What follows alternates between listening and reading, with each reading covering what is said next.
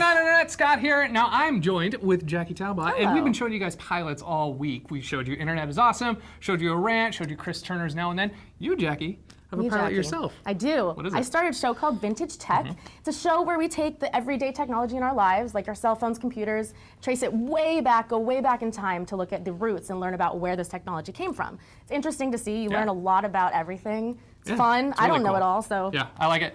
And if you guys like it, tell us about it in the comments below. And without further ado, here's the pilot episode of Vintage Tech.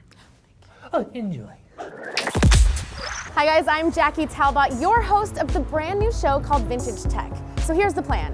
I'm going to interrogate the makers of pivotal technology of our time to find out where this stuff started and where it's going. So let's find out.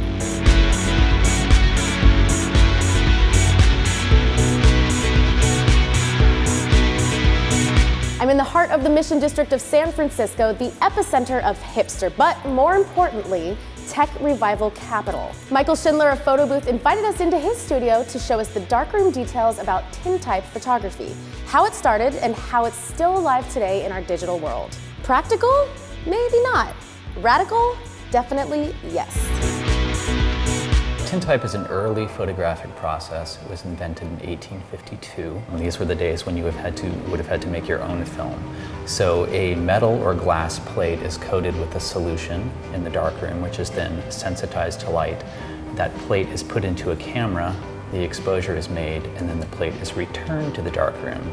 And the plate's developed, and you get a positive image directly on that plate. So the first thing we're going to have to do is go into the darkroom and prepare the Tintype plate.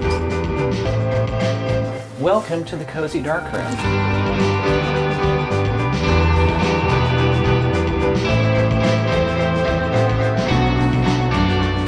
There you go.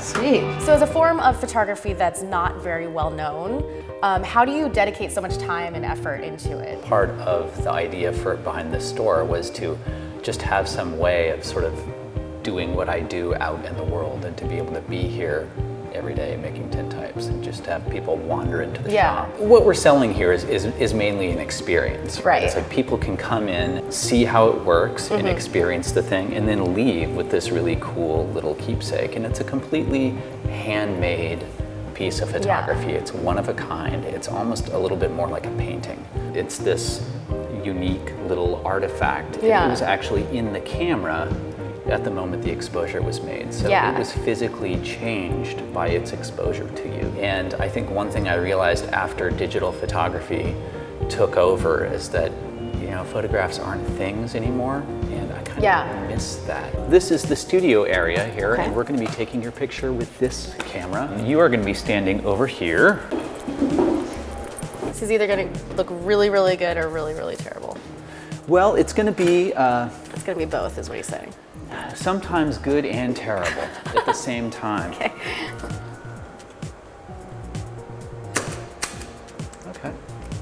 Great, you want to take my picture? I do. Okay, I'm good. ready. I'm going to back the camera off because I don't want mine that close. Oh. I don't really trust myself, but I feel like that's okay. Ready? Uh-huh. 1, 2. Nice. Oh, that's so bright. Now back to the darkroom. Back to the darkroom. We took the photos and now we're going to develop them, and I'll just pour the developer over it. And it happens quite quickly.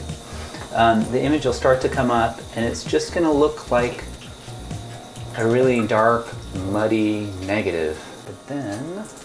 Oh, what? Yeah. It's the magic of photography. One of the good things about being in San Francisco is I think people here have a real appreciation for craft and things that are still being made, you know, by artisans by hand. You walk in, it's made especially for you, and you take it out with you.